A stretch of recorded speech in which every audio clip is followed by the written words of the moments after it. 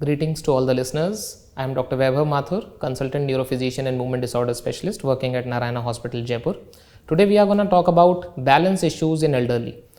Balance या संतुलन की दिक्कतें बहुत ज़्यादा एल्डरली यानी कि 60 के ऊपर के एज ग्रुप को अफेक्ट करती है। किस तरह से ये बैलेंस इश्यूज आपको मिल सकते हैं? या तो पेशेंट्स अपने काम करने में बहुत स्लो हो सकते हैं, चलने में धीमापन आ जाए, या चलने के अंदर लड़खड़ाहट आ जाए, जिसकी वजह से कई बार पेशेंट्स गिर जाते हैं, फ्रैक्चर्स हो जाते हैं, बेड रिडन स्टेट आ जाती है और बहुत ही डिफ़िकल्ट लाइफ उन लोगों को लीड करनी पड़ती है।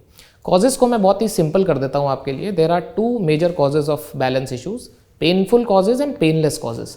पेनफुल कॉजेज़ जिसमें दर्द साथ में होता है बैलेंस की दिक्कतों के, जैसे पेशेंट ने चलना चालू किया, वो कहते हैं कि मेरे दोनों घुटने बहुत ज़्यादा दर्द कर रहे हैं, मैं ज़्यादा नहीं चल पाऊंगा, मुझे तुरंत बैठना पड़ेगा। तो if it is associated with knee pain, सबसे कॉमन कारण है ऑस्टियोआर्थराइटिस या घुटने का अर्थराइटिस, जिसमें आपको ऑर्थोपेडिशियन से मिलना चाहिए।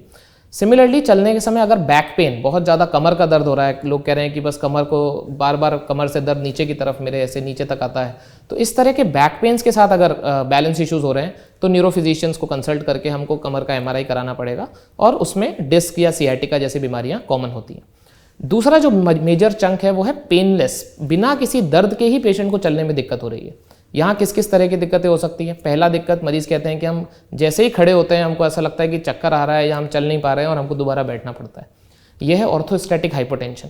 पेशेंट्स का BP जैसे ही वो खड़े होते हैं वो गिर जाता है। ऐसे में क्या करना है, आपको हमेशा अपने मरीज़ का BP एक लेटे हुए पोजीशन में और एक खड़े होकर 2 मिनट के बाद ज़रूर चेक करना है। अगर आप देखते हैं कि खड़े होते से पेशेंट का BP 20 या 30 mmHg से गिर गया, तो वो एक कॉमन कॉज है पेशेंट्स के खड़े होते ही चक्कर आने का या खड़े होते ही बैलेंस की दिक्कतें होने का। इसके अलावा कभी कभी चलने में धीमापन आ जाता है, बहुत ही छोटे छोटे कदम लेके पेशेंट चलने लगे या वो घसीट के चल रहे हैं अपने पैर को। वहाँ पे जो सबसे कॉमन डिसऑर्डर है वो है पार्किंसंस डिजीज़ के अंदर मरीज़ को साथ में थोड़े कंपन भी हो सकते हैं, थोड़ा धीमापन के साथ पीछे की तरफ गिरने की टेंडेंसी। मरीज़ बोलते हैं कि हम लोग कई बार पीछे गिरे हैं, हमारे सर पे और कमर पे चोट लगी है, खासकर बाथरूम के अंदर गिरना बहुत कॉमन हो जाता है। हम लोग इन चीज़ों को इग्नोर कर देते हैं ये सोच के कि भाई पेशेंट एल्डरली है, शायद 60 के बाद चलने की दिक्कत है या गठिया होगी, बट दीज आर एक्चुअली, अगर ये पेनलेस है तो ऑर्थोपेडिक कॉजेज़ कम चांसेस हैं और न्यूरोलॉजिकल कॉजेज़ ज़्यादा। इसी के अलावा हम देखते हैं कभी कभी पेशेंट दोनों साइड लड़खड़ा के चलते हैं, कभी लेफ्ट जा रहे हैं कभी राइट जा रहे हैं, इसको हम अटैक्सिया कहते हैं। अटैक्सिया जेनेटिक भी हो सकता है, जो बच्चों से ही चलता है, और कभी कभी अटैक्सिया बड़ों में भी हो सकता है, कुछ विभिन्न प्रकार की ब्रेन की बीमारियों के साथ। पेनलेस कॉजेज़ में एक इंपॉर्टेंट कॉज आ जाता है अगर ये अचानक से हुआ है, अगर चीज़ें बहुत धीरे धीरे चल रही है तब तो जो कॉजेज़ मैंने बताया वो इंपॉर्टेंट है, पर अगर ये अचानक हुआ है, आप कल तक बिल्कुल ठीक थे और आज आपको चलने में दिक्कत है, then stroke is very important cause, कि कहीं ब्रेन में किसी बैलेंस एरिया का छोटा सा लकवा या क्लॉट तो नहीं हो गया।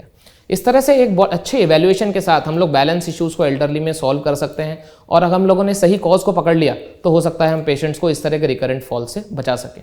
मैं आपको आज टेक होम लेसन यही देना चाहूँगा कि बैलेंस के इश्यूज़ को कृपया इग्नोर ना करें, and I think we should get them evaluated, and treatment as well as physiotherapy can help your patients a lot. Thank you.